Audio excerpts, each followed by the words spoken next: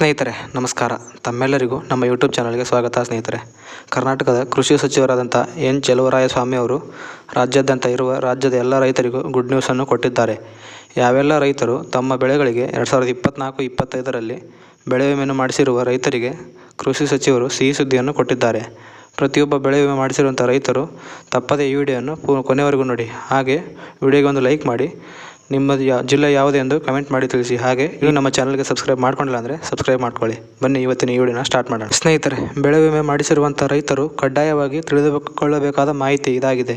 ಪ್ರತಿಯೊಬ್ಬ ರೈತರು ಕೂಡ ಕೊನೆಯವರೆಗೂ ನೋಡಿ.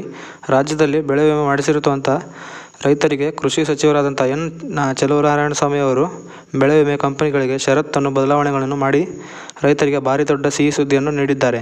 ಈ ಹಿಂದೆ ಬೆಳೆ ವಿಮೆ ಮಾಡಿರುವಂಥ ರೈತರಿಗೆ ಬೆಳೆ ವಿಮೆ ಕಂಪನಿಗಳು ಅಷ್ಟೊಂದು ಸಮರ್ಪಕವಾಗಿ ರೈತರ ಖಾತೆಗಳಿಗೆ ಹಣವನ್ನು ಜಮಾ ಮಾಡುತ್ತಾ ಇರಲಿಲ್ಲ. ಈಗ ಪ್ರಸ್ತುತ ಈ ವರ್ಷ ಅಂದರೆ 2024-25ರಲ್ಲಿ ಬೆಳೆ ವಿಮೆ ಮಾಡಿಸುವವರಿಗೆ ಕೃಷಿ ಸಚಿವರು ಮಹತ್ವದ ಮಾಹಿತಿಯನ್ನು ನೀಡಿದ್ದಾರೆ.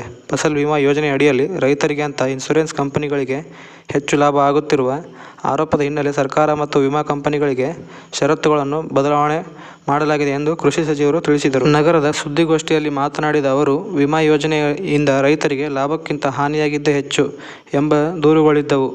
ಈ ಬಗ್ಗೆ 6 ವರ್ಷಗಳ ಅಧ್ಯಯನ ನಡೆಸಿದಾಗ ವಿಮಾ ಕಂಪನಿಗಳಿಗೆ 200 ಕೋಟಿ ರೂಪಾಯಿಗೂ ಹೆಚ್ಚು ಲಾಭ ಆಗಿರುವುದು ಬಹಿರಂಗವಾಗಿತ್ತು. ಹೀಗಾಗಿ ಸರ್ಕಾರದ ಮಾರ್ಗಸೂಚಿಗಳಲ್ಲಿ ಬದಲಾವಣೆ ತರಲಾಗಿದ್ದು, 100ರಲ್ಲಿ 20%ಕ್ಕೂ ಅಧಿಕ ಲಾಭವನ್ನು ಪಡೆಯುವಂತಿಲ್ಲ ಮತ್ತು ಇನ್ನುಳಿದ 80% ಸರ್ಕಾರಕ್ಕೆ ಒಪ್ಪಿಸುವಂತೆ ನಿಯಮವನ್ನು ರೂಪಿಸಲಾಗಿದೆ ಎಂದು ತಿಳಿಸಿದರು. ಬೀದರ್ಗೆ ಕೃಷಿ ಭಾಗ್ಯ. ಹೌದು, ಕೃಷಿ ಭಾಗ್ಯ ಯೋಜನೆಗೆ 200 ಕೋಟಿ ರೂಪಾಯಿಗಳನ್ನು ಮೀಸಲಿಡಲಾಗಿದೆ.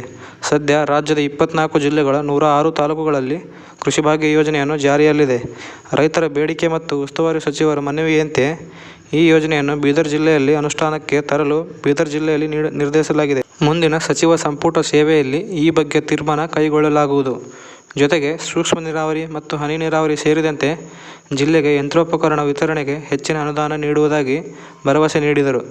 ಕೇಂದ್ರದ ವಿಳಂಬಧಾರಣೆಯ ನಡುವೆಯೂ ರಾಜ್ಯದಲ್ಲಿ 4,600 ಕೋಟಿ ರೂಪಾಯಿ ಬರ ಪರಿಹಾರ ನೀಡಲಾಗಿದೆ.